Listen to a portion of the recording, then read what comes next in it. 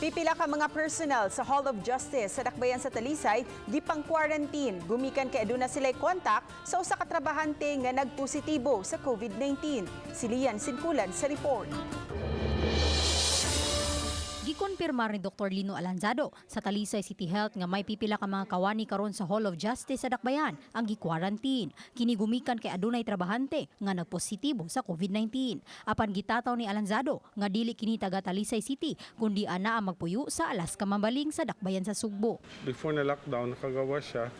Then, report siya sa work kay naman siya ID. Late na siya ni divulge nga gikan siya dito sa Ilaha. Pero kabalo sila nga taga Alaska, Mambaling siya. So, na-separate siya, murag gabi na-expose na siya ng adlaw sa iyang mga kauban.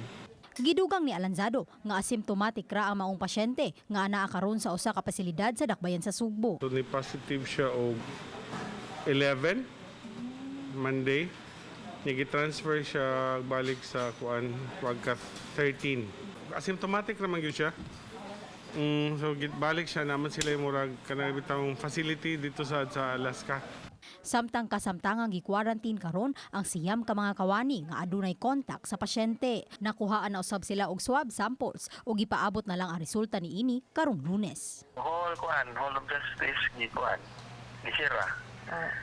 Sir, unsa Walay kuan, if anything, wala ray kuan by Wednesday, pwede natin alam mo open.